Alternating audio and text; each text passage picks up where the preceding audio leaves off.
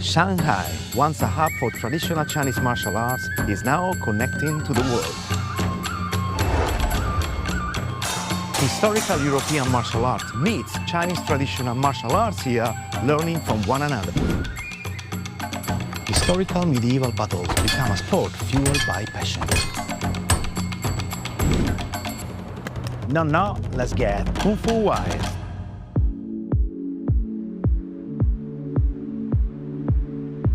Along this 1.5-kilometer stretch, there are 52 buildings in Gothic, Baroque, and other different styles, and most of them are over 100 years old. This is a reminder how this city started its path towards globalization over a century ago. This is Shanghai, one of the top-tier cities in the entire world, and also my second home. Being right at the mouth of the Yangtze River, and after its opening as a trading port in 1843, Shanghai became part of the global economy, and its growth shows how much China is being connected to the rest of the world. Martial arts here also evolved and pick up on the global influences, so I'm really curious to see how it changed, and I want to explore more.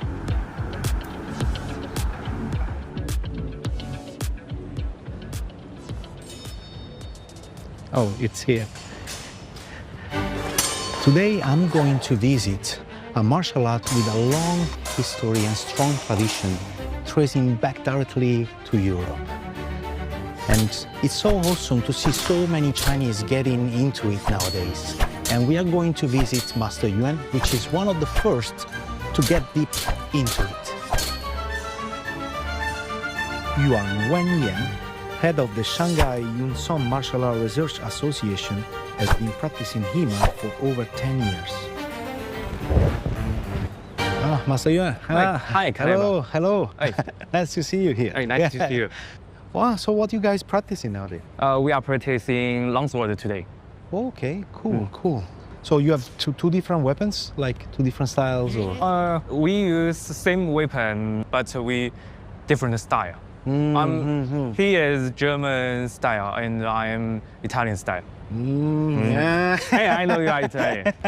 Cool, cool. So what are the differences like between the two approaches? He used German type by heavy cut. I use short point. Short points. Yeah. Short point. So why did you choose the Italian approach? He is bigger than me. I must defending. I use Italian longsword by keep distance from my enemy. If he attack and I'm attack too, Yes, I will die. Yes. He's taller, he has more reach, he's stronger. Yes. So let's say like that the German use a lot of kind of like swings motion, but the Italian use more kind of like stabbing. Stabbing and keep distance, defending. Let's some practicing.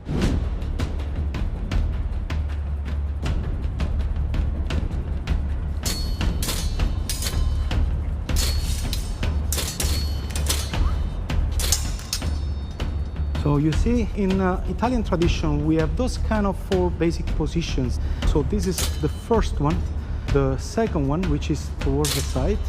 Then we have the third one, which is through the center. And then we have the fourth one, which is on the other side. So in this way, I can protect all the circle, so that when he's going to attack, I will defend and attack in the same motion. Super cool, love that. Very similar to actually Wing Chun. That's what I love about it. Yeah. Italian fencing had an everlasting influence over modern practices, especially on the rapier and the short sword, and it went on to influence and evolve into the modern fences that we have nowadays. Wow. It is so interesting to me to see the different development of those blades from the medieval time to the modern time, basically. In the beginning, you know, because people were basically having like very big shields for protection, and they were using like much lighter and shorter swords, one-handed, so they can protect themselves and then stab from behind the shield. But then because technology and start to advance, so they can build up like more armors to protect themselves, and they start to develop those kind of like two-handed swords. That is why they needed a lot of power to smash through those metal armors. You see that the tip is much thinner because you need to penetrate, and you can compare the two different ones. Here you see the blade is kind of like rounded up for safety, so whenever it pop in, it's not gonna hurt. In 18th century, we have the small sword because dual culture is development in court. That is the point, because as time passing, those type of weapons were not developed to kill each other, but it was all about winning. In modern fencing, they're using those three different type of swords. So with the rapier, so you can target all the body. When you got the small sword, actually you can only use the upper part, and the same with the saber. You can only use the upper part, but you can also use those kind of swinging motions. So modern fencing is really kind of like developed in a quite different direction, but very interesting and very fun to play. Wow, what are you doing? I'm watching Chinese martial arts. All this is technique about using 长刀 in 17th century, like this. Very different from European longsword. Yes. And you also have so many documents about this Western, all the, German, Italian documents. Yeah. This is Zweihau. In Germany, longsword, we call it helicopter. Helicopter. Yes. Helicopter, yes, helicopter. We're kind of on the opposite side, because I'm a European looking more into Chinese martial art, and you are a Chinese person who's looking more into the medieval European. So it's kind of like bridging in between those two cultures. I think is incredibly important. Yeah. Yes. Let us go to see some practice. Cool. Looking forward. This is Ming Dynasty clothes. In our practicing, we need to wear this. OK。好的，那么今天我们先大家互相行礼啊，好，抱拳啊，好，那么下面我们先做一些基本的热身动作。First， 到这个位置，第一步 ，one 啊 ，two， three， 来1、2、3、4，下面我们就有请张健老师给我们带来一个实战技巧的讲座。形意的拳、刀、枪是最接近这个中国古战场的。形意格斗式有一个专有名称，叫三体式。你先这样站好，然后脚转过来，脚伸出去，刀尖朝着对方眼睛。然后，如果你是古代战场，你是着盔甲的，对方如果刺过来的话，你都可以不做大动作的防御，稍微闪一下，刀就划过去了。举个例子啊，你做个就是这样的假动作，假动作一过来，马上你要冲上去，就你不能往后退。From this training, it's clear to see how they got inspired by the HEMA training while substituting European longsword with Chinese blades in order to maintain this combat spirit and principle into this approach. 大家知道，形意这个枪和刀劈法是不一样的，枪太长，特别大枪很长，而且它惯性很大，你很难控制。所以劈枪其实动作很小的，但是它力动呢靠前冲，明白吧？靠步伐前冲。这个枪是在这里边，看到吧？然后枪尖朝上，大，借脚的力量。我们中国武术讲什么？劲从脚起，你的力量应该是从脚出来。Follow me. 1 2 1 2 yeah 1 2 1 2， 很好。After experiencing the HEMA practice and discussing with teacher Yuan about those ancient manuscripts, it's fascinating to see how those ancient practices, once meant for life and death situation, were revived and reshaped into a modern combat system. It feels like a bridge that connects different eras and cultures, and it's a reminder that history is not just something we talk about. It's something that we can bring back to life and learn from even after centuries.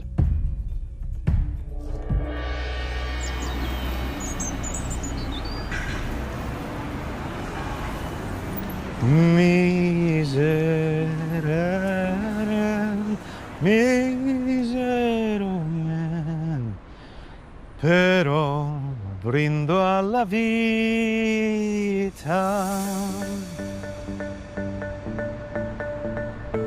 Those Western architectures all around the city are telling a story of how the past is influencing the present of this multicultural city. It's a unique blend between old and new, West and East, coming together. And to me, those places always felt very special because they reminded me of places where I grew up back in Europe when I was a kid. So when I came here in Shanghai, I had to move into one of these beautiful old Shanghainese lane houses. So in the beginning for me, it was a little bit difficult as an Italian to find decent coffee because it was not really a major thing here in Shanghai 12 years ago. But slowly, I could see how the coffee culture really influences here, showing also this kind of special blend between West and East. And nowadays, you can find so many coffee shops. Actually, I believe that Shanghai is the city in the world with the most coffee shops. And here we are in front of Wukan Mansion, a landmark built over 100 years ago, and is one of the first building apartments built in Shanghai. And as you can see, so many people come here every day to experience its beauty.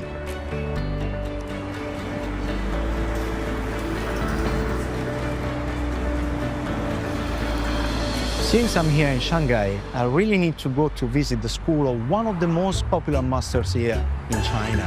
His name is Master Battaglia, and he's a foreigner who's been teaching here over 15 years. So I really need to check out what he's doing.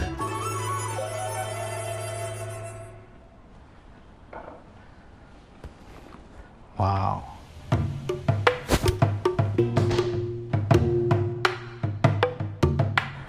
Look at this motion, so fluid, and wow, this is really the master I was looking for. And I must admit, he's incredibly handsome.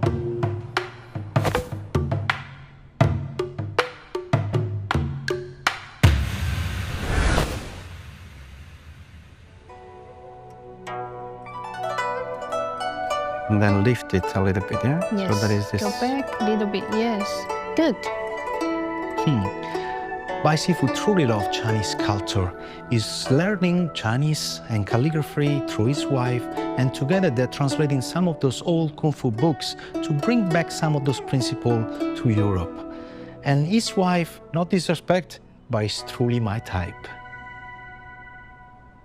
So I'm here with Sifu Paolo Chilelli, which is the school partner of Master Battaglia. They run together the Absolute Kung Fu in Shanghai.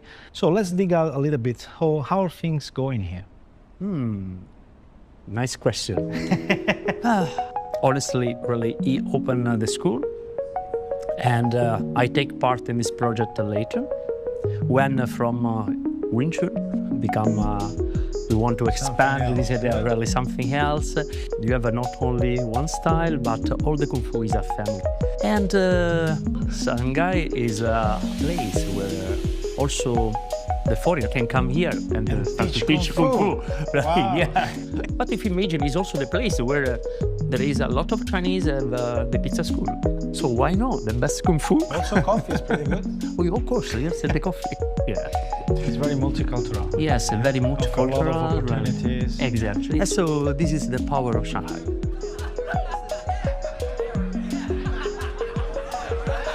Let me show all the activities that we are at the school. Really easy here. So now I transform from the host, Kleber Battaglia, to Bai Sifu.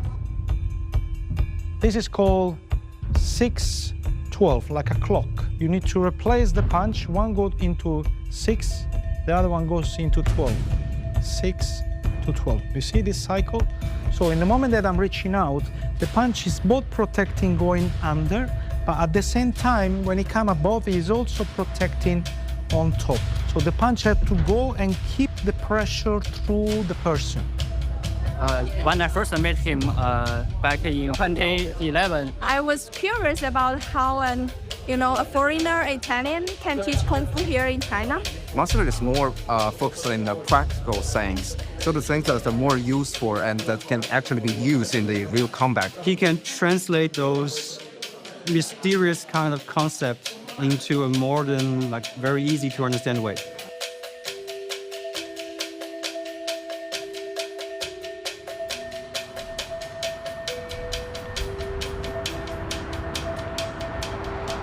For me, Shanghai will always have a very special place into my heart because I came here 12 years ago, but the first 2 years were pretty tough because I was quite isolated. I didn't know anybody.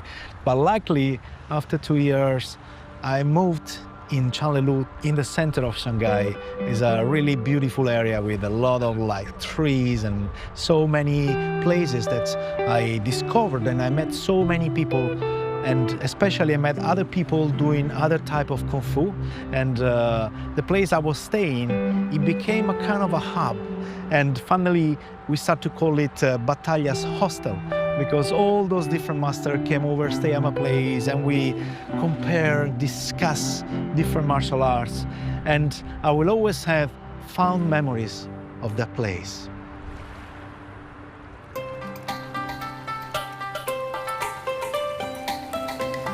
Not far from Shanghai, there are ancient water towns that bring me back in time, a time of ancient heroes, wuxia novels, and warriors using cold weapons in the battlefield. Wuhart is a German term that refers to a modern sport combat that utilizes those medieval armors to fight against each other. They use shields, swords, hammer. It's honestly quite brutal. And today I'm gonna meet one of the organizers and the best players here. And one of these guys is named Kuma. So let's go to meet him. Oh yes, I hear this.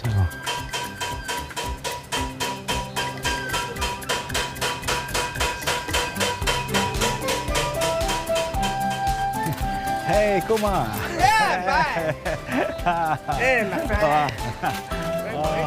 Good morning. Xu Guoji, known as Kuma, has been competing in armored combat for 8 years and is one of the first athletes in China to take up the sport. 对，今天我们是双休日，我们训练，后面还有好多选手来，带你看。嗨，你好，你好，嗨，你好。对，白师傅，白师傅。哇，我们在这里有一个活动，要全甲格斗，等会还要上场打呢，还要。这哥们儿已经穿完了，你看一下，头盔一戴就能直接我们就能上场了。Ah, this is crazy! Wow.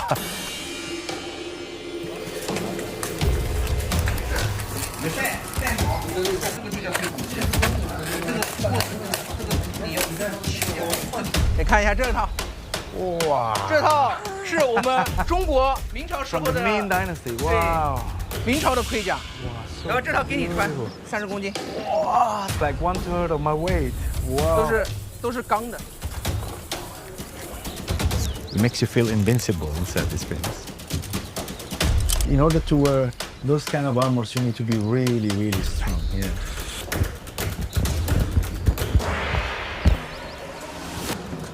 Okay, to protect my heart. Yeah. Where's my weapon? Yes. Seriously. OK， 给拿把刀吧。Yeah. All right.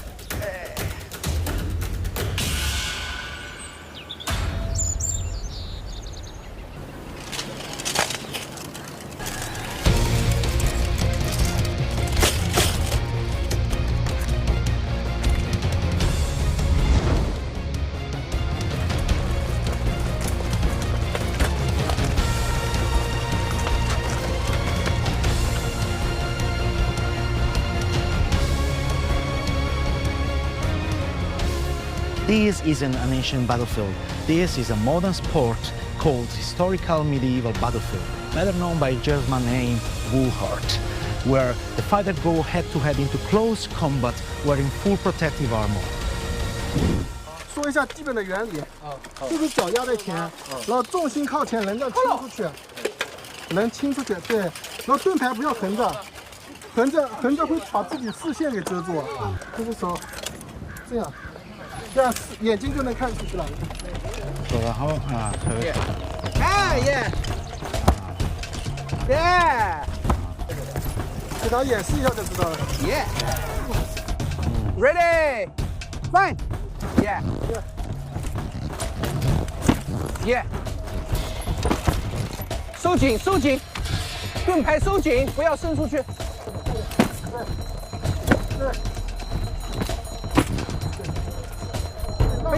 Quickly. Higher. Very tired. Ready. Fight. You see, this is the way that in reality they would use the weapon back then, because we watch too many movies like people swinging sword at each other, but this is the real way that they were going to use it. You know, in Kung Fu we always say that first comes bravery, then we have strength, and only third we have techniques. They truly managed to embrace those fighting spirit of ancient times.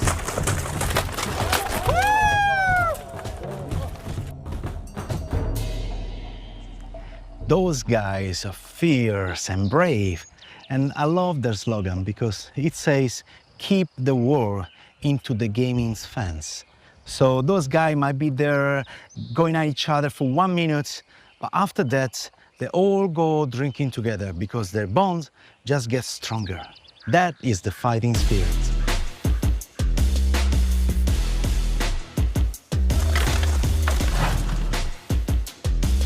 Ready? Ready?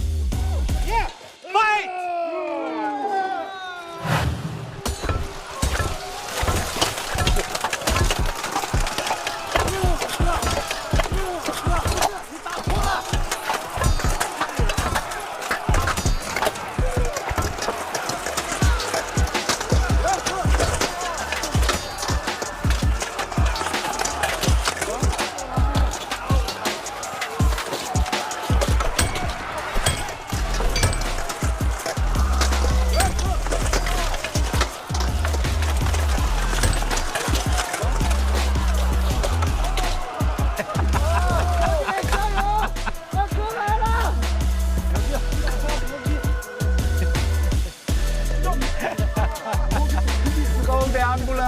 Come on.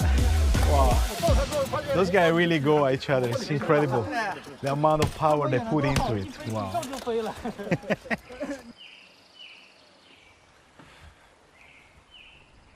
Wow. Yeah. This is your studio. Wow, so nice. So, how did you start to make those armors? 那个时候是在2016年 ，HMB 邀我们去参加会议，然后那个会议就在米兰。哇，米兰。对，Italy。Italy。对，从零研发制作5个月时间要做出来。哇 ，also very short time。然后我们当初找的资料是我们的出京入壁图找到的这个明边军甲，然后盔甲它只是表面，我们是找到了好多考古资料，确认了里面的盔甲片的布局和大小，有了表面，然后我现在也知道里面，对，然后我们就开始制作。Wow, it's pretty unbelievable that they started to create out of nowhere, and it was the first time that they showed to the world this Chinese design. They won the gold for a competition, which is incredibly amazing.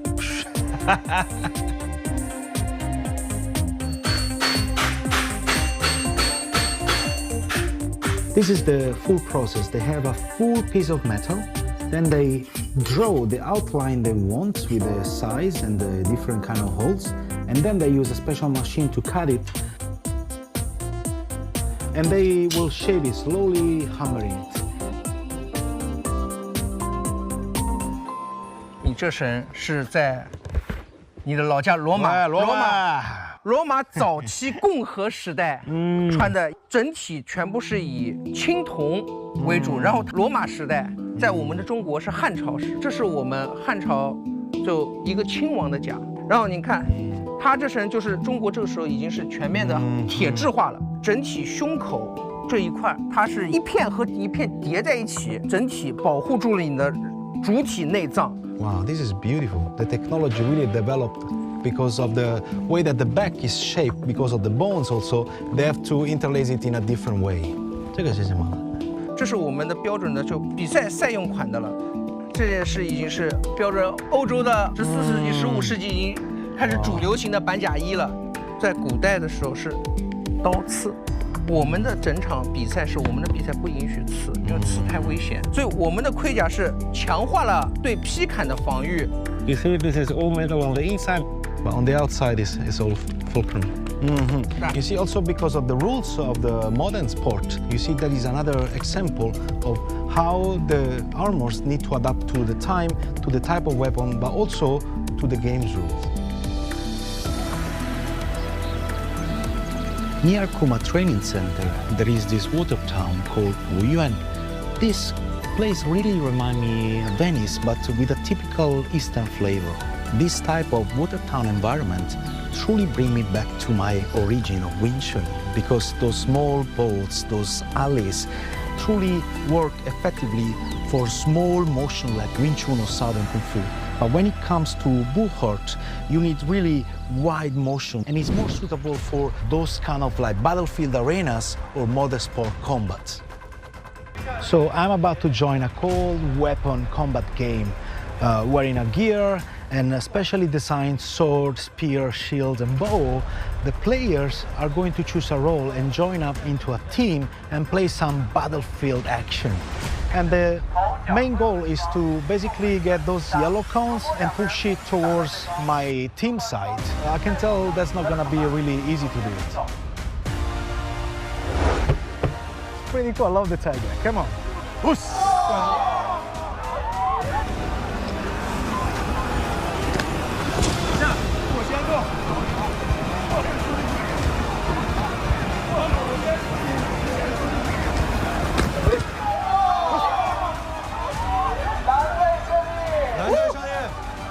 Woo!